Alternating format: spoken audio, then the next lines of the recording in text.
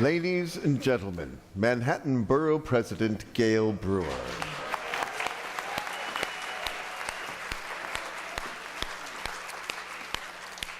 Thank you very much. It is a huge honor to be able to introduce Stephan Russo, but I am pissed that he's retiring. We're the same age, and I don't understand this retirement shit. But I do love him. You know, there's so many, you listed so many special things about Stephan in the video and all the wonderful people who have spoken. I just want to join in some of the specifics because just like Bernie, he knows the grandchildren, he knows the children, he knows the parents and the community, and so we can finish each other's sentences on who's who. And I'm so honored. Helen did a great job talking, and we both shared that wonderful office on 87th and Columbus. And he would stop on his way to work, and we would talk and gossip about everything that was going on in the neighborhood. We can finish each other's sentences, like, who lived at number 61? Bill Price, of course. Everybody knows that. And that Ruth Messenger lived across the street, and who went from house to house. We knew all that. Who was part of El Comité? Who drank on the corner? We know all that. Who's organizing La Familia, the reunion? Well, Chino's doing it, and the only two white people invited are me and Stephan. He knows that I think Larry Wood walks on water. I mean, I don't care what Larry does, it's perfect. And Rena Garth, when she was alive, may she rest in peace, she complained about everything. There wasn't a day when she didn't get up and complain. And she complained about the NORC, and then she told me to call Stephan. I called Stephan, and he fixed it every single time. The seniors love him, and it's certainly true. Ann Cunningham loves him. I love the Gardeners love him. There are so many ways in which he has made a difference in this community. Kelly Williams, who's another respected leader in the neighborhood, she says Stephan came from the front line. She remembers in the late 1970s, Stephan taught young people how to make items out of wood at a Goddard sponsored storefront on West 88th Street. He spoke Spanish. That was the time unusual. Who's this white guy who came into the neighborhood who knows how to speak Spanish? People were so impressed. So it was 1976, as we know, when Stephan started work at Goddard Riverside as a youth outreach worker, and of course in 1998 he became the executive director. Those are important dates for me because I started working for Ruth Messenger in 1978. So you can see we really share this, oh my God, 40 years. 40 years. And there's also another reason that he's so important and so knowledgeable, because he spent some years at the New York City Department of Homeless Services. Oh my God, if you spend time at the New York City Department of Homeless Services, you know a lot. You know a lot. And there are just so many ways in which he has contributed. Now I, as a council member before Helen, I knew the importance of St. Matthew's and St. Timothy's, run by the Episcopal Church on 83rd Street, a place where Father Gordon had been the rector and been the guiding light for years, beloved. But it wasn't working. The money wasn't there, the support wasn't there, and it was like a shining light. A lot of effort from the board and from Stephan, but he took over the program, and it runs and it serves because of his effort. Lincoln Square Neighborhood Center, same thing. You cannot imagine all the fights that took place before Goddard Riverside arrived. I mean, Pat was fighting with Margarita and Pat were fighting with the director. It got so bad that they were protesting outside of the center. I could go on, and so could Helen, and on and on. Susan came in, Stephan came in, Goddard came in. I cannot tell you the difference at Amsterdam Houses and Amsterdam Addition on Harborview. It is a place where people want to go. And again, that's a big commitment from Goddard to be able to do that and to do it right. And they had to compete with other settlement houses. It's a fantastic, it's a visionary thing to do. He has demonstrated leadership in the social services, and he was never afraid to go out on a limb. And I'm going to say, with all due respect to the other social service directors here, they didn't take the same chances. I remember, I've been around for a lot of mayors, go all the way back to John Lindsay. But one of them, I won't say which one, they were always cutting social services. And it's a frightening experience as a social service settlement house director to go to City Hall and stand there and say, this is not right when you have contracts with the city. Stephan did that over and over again. Not too many settlement house or human service directors did that. That is really out on a limb, really out on a limb. And then there was the issue of what I would call how DFTA allocated their meals on wheels. It was so effed up. And so he took on the Bloomberg administration, and he said that it wasn't working, and I won't get into all the specifics, but boy, do I know them. And the long story is he took over and did it right. So it was locally produced. Everybody who'd been cut off, 600 names that nobody could find, he found. People got served their homebound meals. The New York Times wrote about these Herculean successful efforts. He does like press. I like press. He likes press. He got good press. He is generous to more than anybody else we know. He has a generous spirit. He likes to share the information he has learned for the entire community, to help the entire community. The roof. Now, they have to understand, I have allocated, and I'm sure Helen has the same experience, money to NYCHA projects. What are we in, 2016? 2005, and they're not done yet. 2006, they're not done yet. Give the money to NYCHA. God help us, and I'm sorry if there's anybody here from NYCHA. God help us that it will ever get spent. Not Stephan. That damn roof got done so fast, they didn't even know what happened. That's an accomplishment you can't even imagine. You just have no idea what it's like to deal with NYCHA and get the roof done. Capitol Hall, we heard about the renovation. I want to tell you about the Capitol Hall. Obviously, Mig Boyle, with all due respect to Stephan, Mig Boyle is the hero. She managed to get West 87th Street to support a wonderful project. And I was always had a whole bunch of foster kids. They're always in trouble. This was crack city.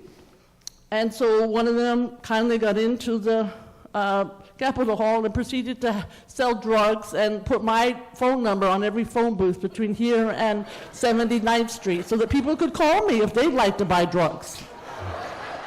This was an example of what we had to deal with my kids, so it wasn't really fair for me to dump this kid. We went to jail, so that was okay. It was better than being at the Capitol Hall. He's out of jail, and he's doing okay.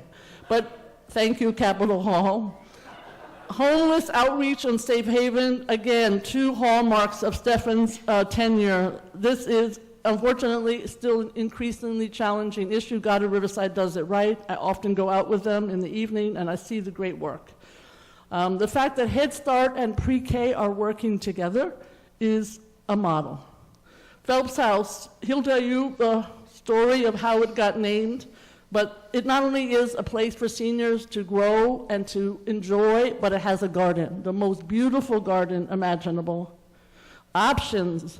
Now, this is Bernie's idea. I want to give credit where credit's due, but what Stephan did was he took it and got the Department of Education to realize they don't know what the hell they're doing in terms of getting kids into college, and they need options, and they figured that out. I do want to also thank Susan, as others have, for making Goddard also the center of amazing cultural activities. That's incredibly important. And I want to thank Stephan for the Neighborhood Unsung Heroes Award Dinner. The only thing is he gives a speech that's about half an hour, so we all have to listen. It's very interesting, but it is half an hour. And it's wonderful to listen to all of the wonderful people who are honored, but first we have to listen to Stephan. I also want to thank him because we had this idea, which Helen has kindly continued, which is fresh food for seniors.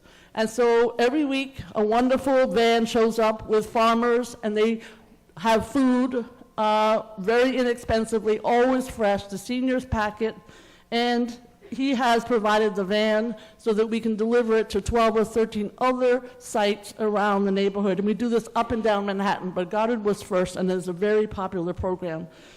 We have helped and served so many people through that program. So you can see that Stephan's values are consistent across all these programs, which has made his 18 year tenure remarkable in the current job and unique. He has accomplished things because he shares and he sticks to the values of programming, always assessing what programs work and what is needed to be merged or changed. In his years of service to Goddard, he accomplished a lot. We know that.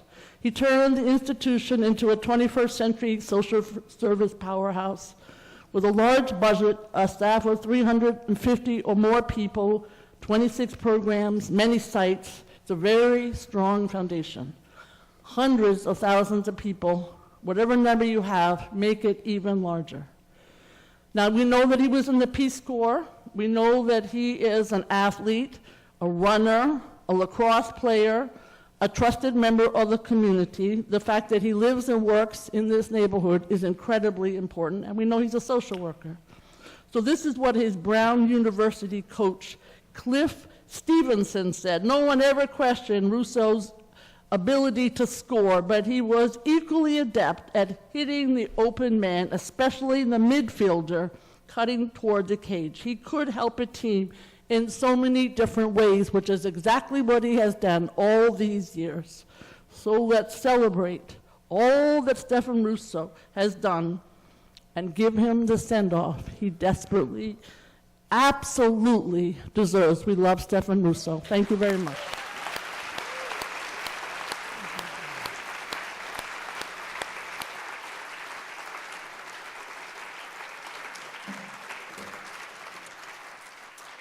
This is long, but what this says is that I, Gale Brewer, as Borough President, do hereby commend Stephan Russo for his contributions to our beloved city and proclaim Monday, December 5th, 2016, Stephan Russo Day in the Borough of Manhattan.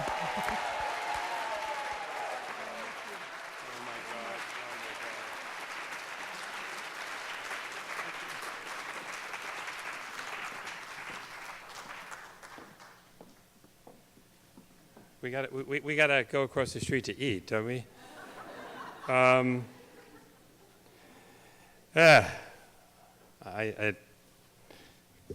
Gale, I'm speechless.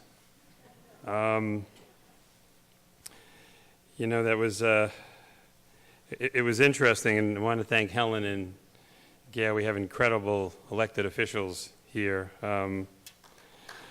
Really, this is. This is quite a community. I just can't tell you that, you know, how lucky I am.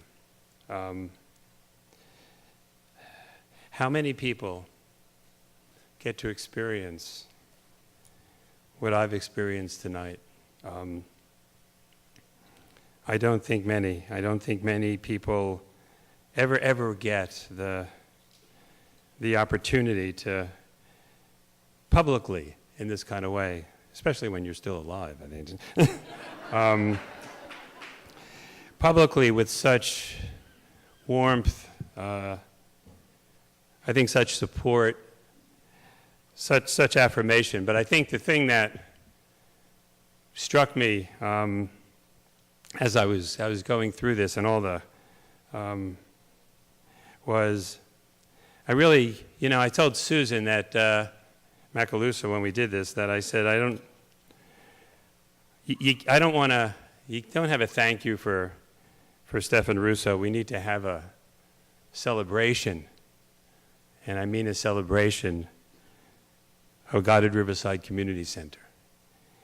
And I don't know where you got that quote from Cliff Stevenson. Oh my God, who did you talk to? I haven't heard to Cliff but really have a celebration of Goddard Riverside Community Center. While I really appreciate the kind words and the accolades, and boy, I tell you, I certainly did not do this alone. That I think if nothing else, and I got a whole bunch of prepared remarks that I'm not going to use, because I said to Susan, my Susan, what do I do? What do I just said? Or what do I do? What do I say? But I think what we've demonstrated tonight, and I think all of you really, really have contributed to that, is that let's never, never forget, and let's really, really hold on to this power, and I do mean it's a power of community, and it's a collective power of how we come together to really, really bring about, change. And I guess if I've done nothing more, I'd love the history of the settlement houses, and Warren Norton Goddard, who was one of the founders, I know he sort of defined a settlement in the late 1800s as, what did he call a settlement house? He really talked about a force of workers, and I do mean workers, that are concentrated in a house of the neighborhood. All I've done, if nothing else, is that the workers concentrated are guided and inspired by the head. And I guess if I am remembered for anything, think of me as the head worker. And if I have done nothing more than guide Goddard Riverside to tackle some of our most intransient and difficult community and social issues, and if I have inspired others to pursue their dreams, then I've been successful. And I guess I was somewhat successful, I think, in doing that. One of the things, people criticize me for being low-key and self-effacing, and, I sort of eschew the kind of self-aggrandizement that others, but I have to tell you, tonight, this was really neat. You,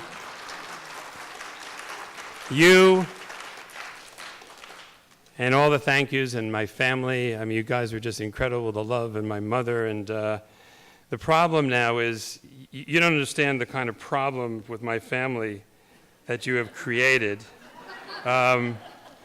Because where's my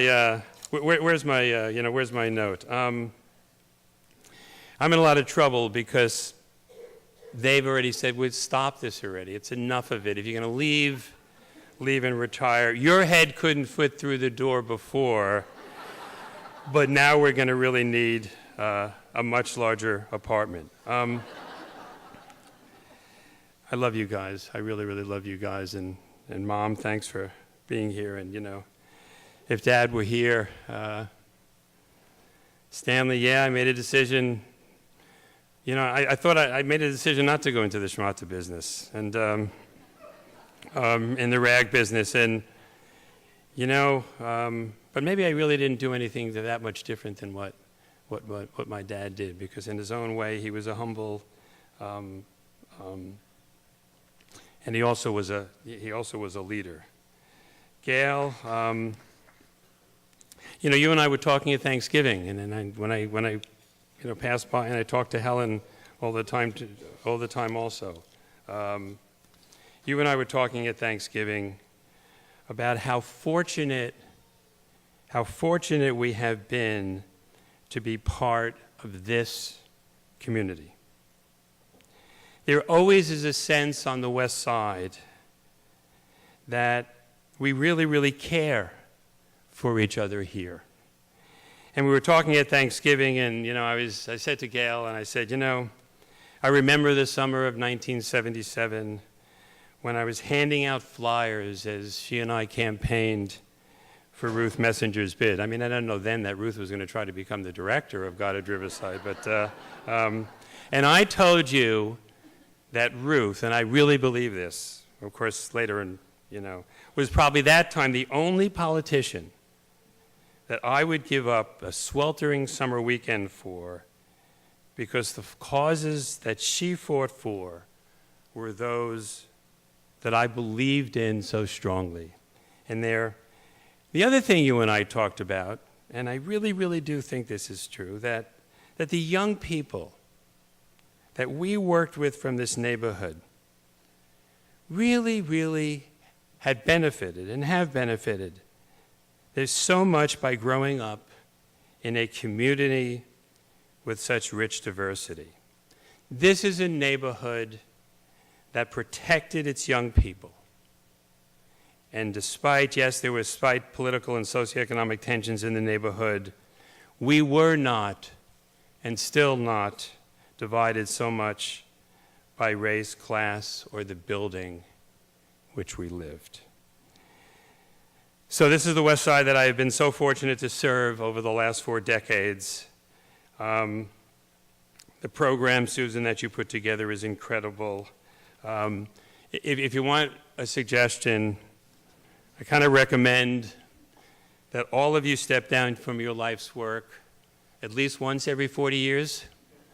You don't realize how much people appreciate you until you tell them that you're leaving.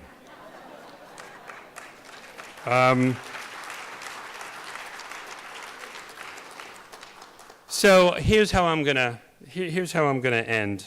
And I've had a poem.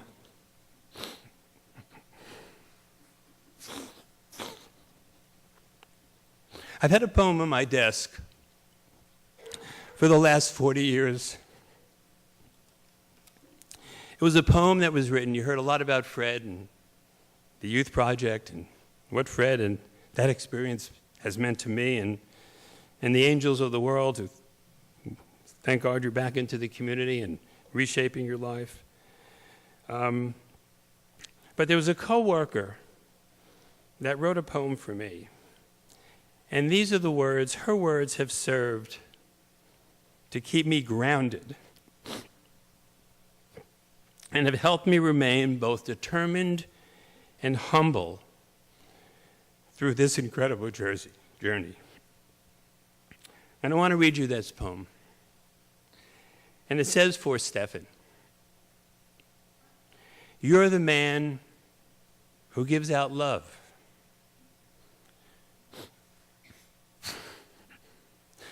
Who stands on Amsterdam Avenue, bouncing your stuff like a paddleball to all the kids in the street.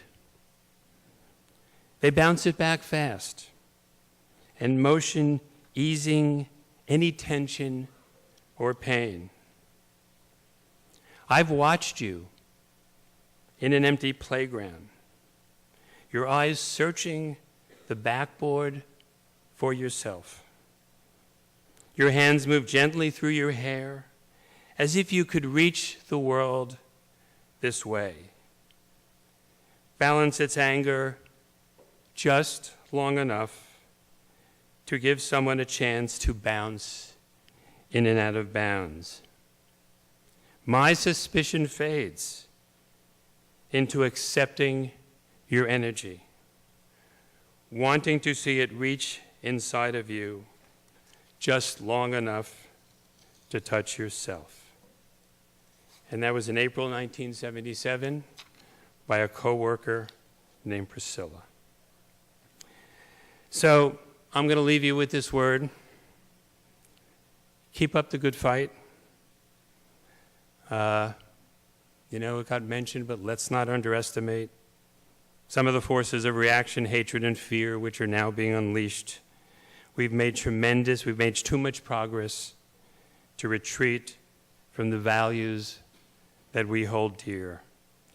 But rest assured that I will not be far away in this struggle and that you have not heard the last word from me. I thank you all from the absolute bottom of my heart. Thank you.